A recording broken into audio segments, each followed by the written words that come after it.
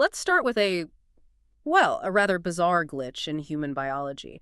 I mean, if you think about the architecture of the human brain, we are fundamentally wired for survival in a prehistoric landscape. Right, like our nervous systems evolved to keep us safe from tangible physical threats. Exactly. Predators, starvation, harsh environments, that kind of thing.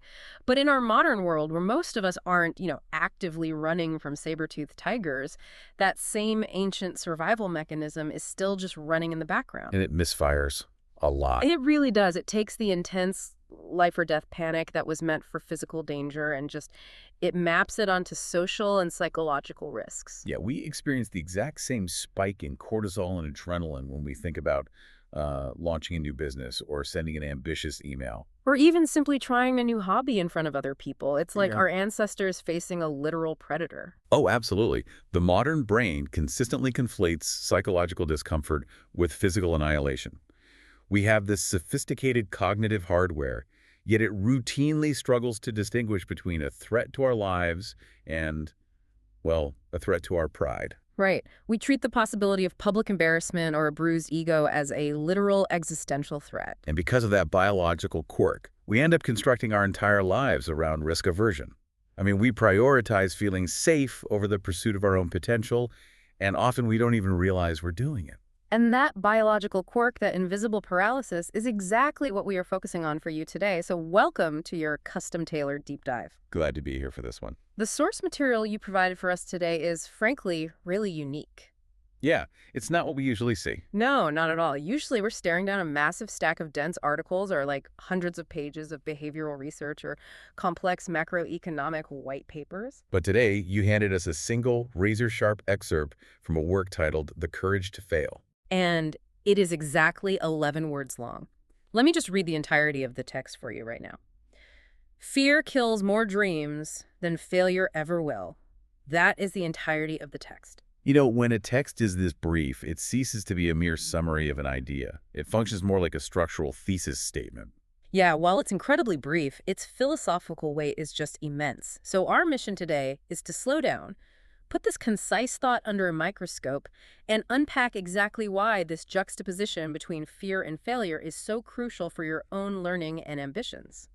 Because synthesizing such a distilled thought requires careful, critical thinking. An 11-word excerpt doesn't offer the luxury of skimming.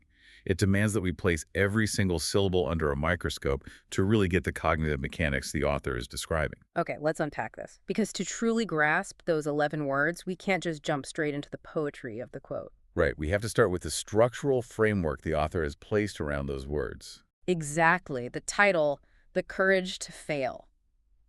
Right out of the gate, that phrasing throws a massive wrench into our cultural vocabulary. It really does, because historically, when we talk about courage, we associate it almost exclusively with victory. Yes. Courage is the knight slaying the dragon. Courage is the athlete taking the game-winning shot in the final second. Succeeding against all odds. Exactly. But the author completely short-circuits that association by pairing the concept of courage directly and explicitly with failure. What's fascinating here is the deliberate subversion of our societal definition of bravery. Culturally, we view failure as a systemic anomaly. Like a glitch. Yeah, a glitch, a disease to be immunized against, or this catastrophic end state you have to avoid at all costs. But by linking courage to failure, the text suggests that failing is not an accident. It's reframing failure as a deliberate, necessary mechanism for progress. Precisely. It suggests that moving toward a guaranteed success requires no real bravery at all. True psychological fortitude is only activated when the outcome is uncertain, and the possibility of losing is highly probable. So, instead of courage being the guarantee of a win, courage is simply the willingness to step into the arena knowing you might get knocked out. Right. Think of it like jumping off a high diving board. The courage isn't of executing a flawless Olympic-level dive. The courage is simply being willing to belly flop. That's a great analogy. It implies that failure isn't an accident to be avoided, but a deliberate risk that requires bravery, which really sets the stage for understanding why avoiding failure due to fear is actually the much greater threat. Which moves us perfectly from the prerequisite of action to the consequence of inaction. Once the author establishes that failure requires this immense courage, they immediately address what happens when we lack it. Bringing us to the first line of the actual excerpt. Right, fear kills more dreams. Right. I want to focus on the absolute brutality of the verb the author chose there. Kills. It's a strong word. It doesn't say fear delays dreams or complicates them or, I don't know, puts them on hold until market conditions improve. No, it says fear terminates them. And the absolute nature of that verb forces us to define what a dream is within the specific framework. In this context, a dream is pure, unadulterated potential. It's an idea that exists entirely in the cognitive space. Exactly.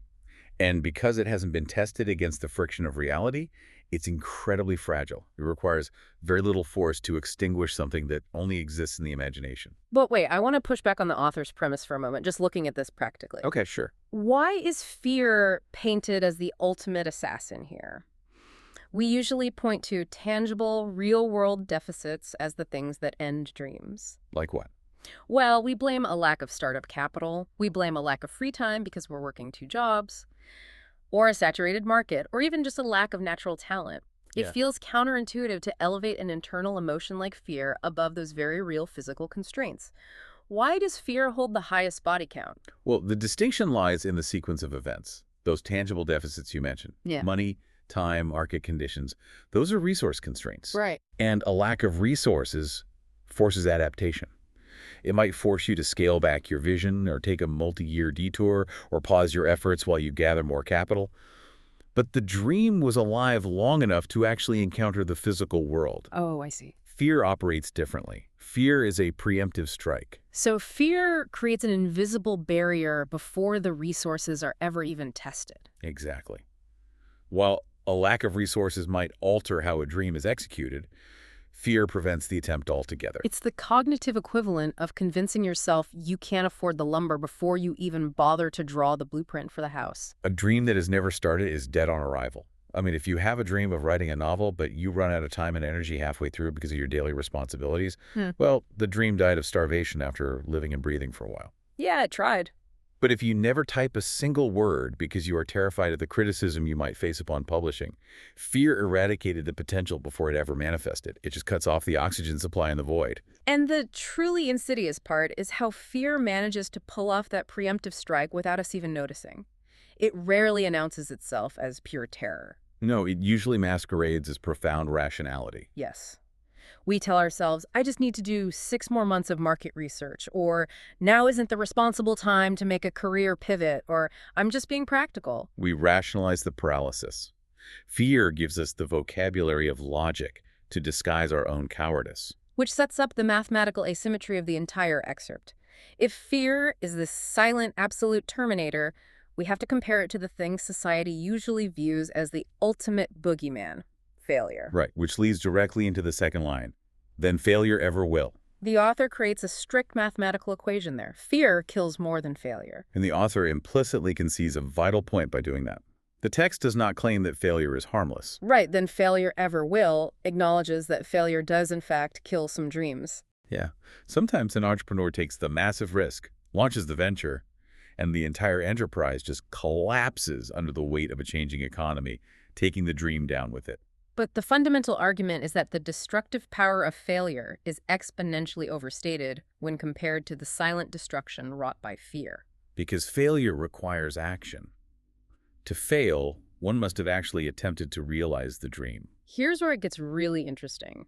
For failure to even have a chance at killing a dream, you have to bypass fear entirely. Failure demands physical manifestation. You cannot fail at a relationship you never initiate. Exactly. You cannot fail at a business you never incorporate. To fail, you have to drag the pure, fragile potential of the dream out of your head and subject it to the gravity of the real world. The transition from the theoretical to the physical is the boundary line here. Fear exists entirely in the void of inaction. While failure exists exclusively as a byproduct of action. Right, they inhabit entirely different ecosystems of human behavior. Think about the classic childhood scenario of being afraid of the dark. Fear is the monster in the closet that keeps you awake all night. You're completely paralyzed in bed, barely breathing, trapped in a loop of your own imagined terrors. Just frozen. Yeah. Failure, on the other hand, is finally getting out of bed, walking across the pitch-black room, and brutally tripping over a plastic toy. Ouch. Right. Tripping over the toy hurts. You might bruise your knee or stub your toe, But the monster in the closet keeps you frozen in a state of indefinite terror, whereas the act of tripping means you are actually moving forward, even if you took a hit. That analogy perfectly highlights the difference in the epistemology of risk. Failure is experiential, whereas fear is entirely theoretical. Because the monster is undefined. Exactly. Because it's undefined, your brain fills the darkness with infinite, catastrophic possibilities. It offers no evidence, only illusion. Failure gives you a tangible outcome. It transitions the infinite threat into a finite, measurable reality. Because when you trip over the toy, you suddenly have incredibly valuable geographic data. You know exactly where the toy is. You know the exact dimensions of the pain. And most importantly, you know exactly where not to step the next time you cross the room. You've bounded the threat. Failure generates tangible data. It maps the territory. When a dream encounters failure, it hits a wall, but it's a physical wall with dimensions that can be measured or climbed or tunneled under. But when a dream encounters fear, it's fighting a phantom. You cannot defeat a phantom because it doesn't exist outside your own neurology. Yet it remains incredibly effective at driving you back into inaction. So what does this all mean? Bringing this directly back to you, the listener. Right. Why spend this time unpacking 11 words? In your quest to stay well-informed and avoid feeling overwhelmed, this excerpt acts as a vital mental filter. It really does. Whenever you are hesitant to start a new project or learn a new skill, you can apply this metric. You can pause and ask yourself a very pointed question. Am I protecting myself from actual empirical failure right now, or am I just surrendering my potential to a phantom? And if you're honest with yourself, you will almost always find that the monster is just a shadow in the closet. The tangible, measurable risks of tripping in the dark are rarely as catastrophic as the absolute certainty of the dream dying silently in your own head. The courage to fail is simply giving yourself permission to collect the data of the physical world. Which leaves us with a really compelling psychological void left by the author's logic. A final provocative thought to mull over, right? Exactly. We've established the absolute lethality of fear, and we've established the comparative harmlessness, or at least the inefficiency, of failure. But that leaves a very specific question unanswered. If the text tells us that failure doesn't kill most dreams, then what exactly does failure do to a dream? Right. If the dream survives the failure, absorbs the harsh data of reality, and keeps moving, does the failure simply leave a scar? Or does the failure actually force the dream to evolve? Does the original fragile version of the dream actually need to be broken by failure in order for the resilient, successful version of the dream to be forged? It's a fascinating question. So the next time you find yourself paralyzed by the possibility of losing, consider that failure might not be the thing that ends your journey. It might be the evolutionary pressure required to actually survive it.